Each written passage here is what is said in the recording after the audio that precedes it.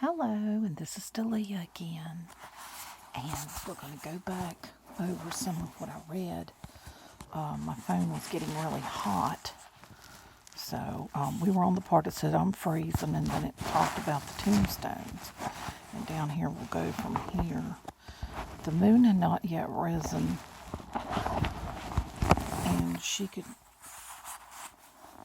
just make out the old graveyard and Wickery Bridge beyond it. The old graveyard dated from Civil War days, and many of the headstones bore the names of soldiers. It had a wild look to it. Brambles and tall weeds grew on the graves and ivy.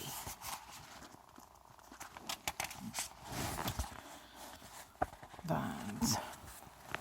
And they swarmed over crumbling granite. Elena had never liked it. It looks different, doesn't it? In the dark, I mean, she said unsteadily. She didn't know how to say what she really meant, that it was not a place for the living. We could go the long way, said Meredith, but that would mean another 20 minutes of walking. I don't mind going this way, said Bonnie, swallowing hard. I always said I wanted to be buried down there in the old one. Will you stop talking about being buried? Elena snapped, and she started down the hill. But the farther down the narrow path she got, the more uncomfortable she felt.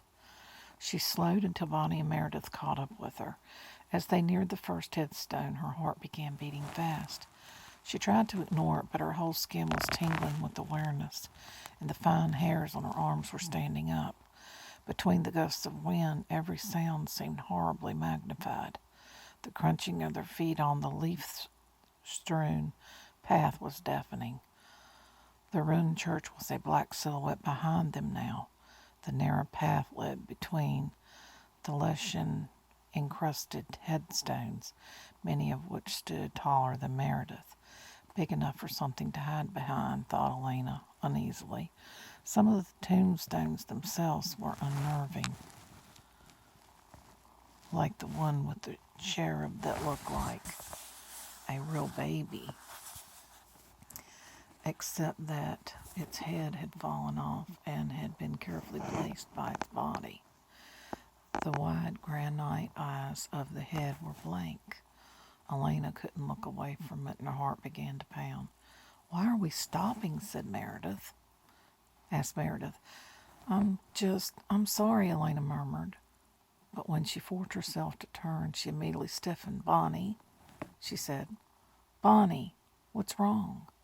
Bonnie was staring straight out into the graveyard, her lips parted, her eyes as wide and blank as the stone cherubs.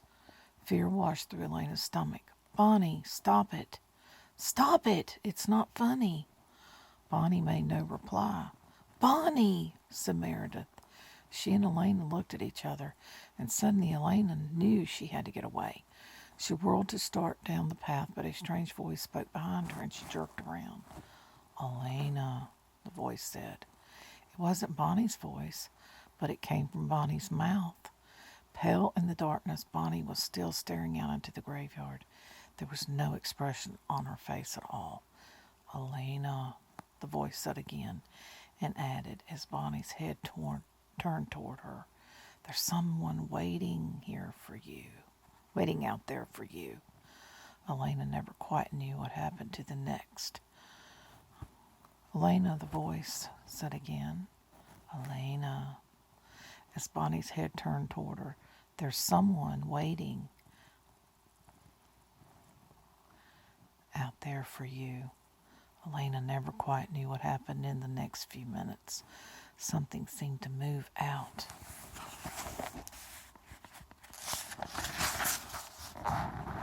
among the dark, humped shapes of headstones, shifting and rising between them. Elena screamed and Meredith cried out. And then they were both running, and Bonnie was running with them, screaming too. Elena pounded down the narrow path, stumbling on rocks and clumps of grass root. Bonnie was sobbing for breath behind her, and Meredith, calm and cynical. Meredith was panting wildly. There was a sudden thrashing and a shriek in an oak tree above them, and Elena found that she could run faster. There's something behind us, cried Bonnie shrilly. Oh, God, what's happening? Get to the bridge, gasped Elena through the fire in her lungs. She didn't know why she felt they had to make it there. Don't stop, Bonnie. Don't look behind you. She grabbed the other girl's sleeve and pulled her around. I can't make it, Bonnie sobbed, clutching her side, her pace faltering. Yes, you can, snarled Elena, grabbing Bonnie's sleeve again and forcing her to keep moving. Come on, come on. She saw the silver gleam of water before them, and there was the clearing between the oak trees, and the bridge was just beyond.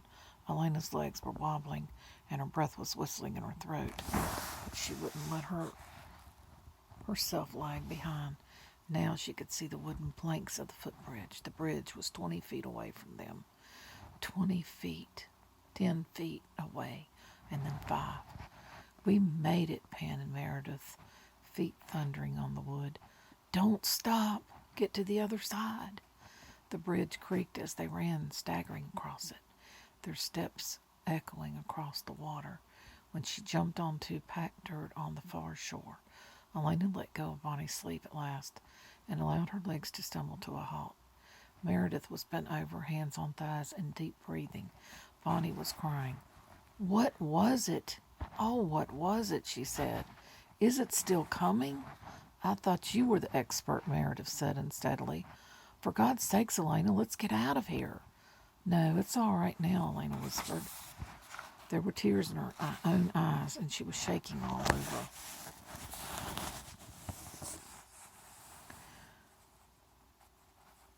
But the hot breath at the back of her neck had gone. The river stretched between her and it. The waters, a drink tumult. It can't follow us here, she said. Meredith stared at her, then at the other shore with its clustered oak trees, then at Bonnie. She wet her lips and laughed shortly. Sure, it can't follow us, but let's go home anyway.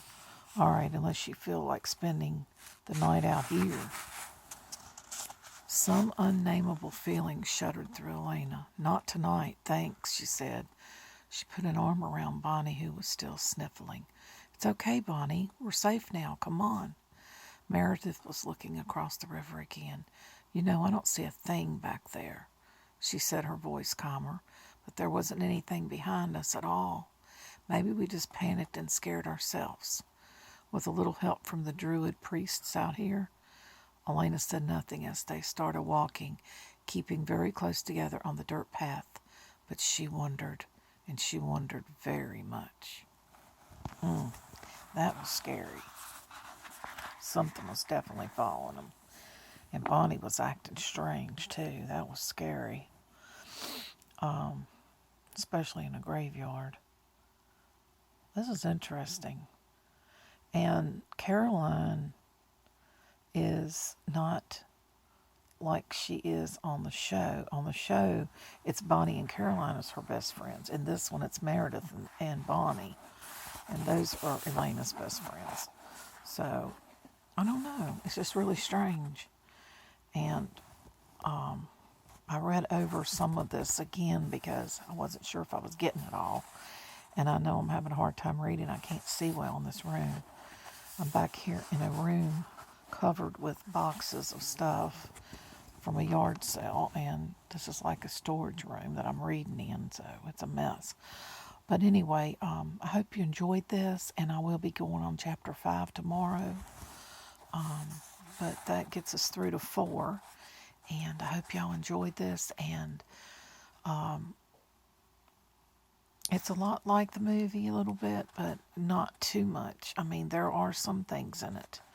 But the book's a lot better, it seems, because it goes into more detail. So hopefully it'll get better as I keep reading. Hopefully.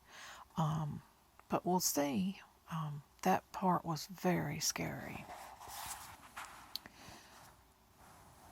I hope that y'all have a blessed week and coming up, and I will see you soon to read chapter 5. Take care.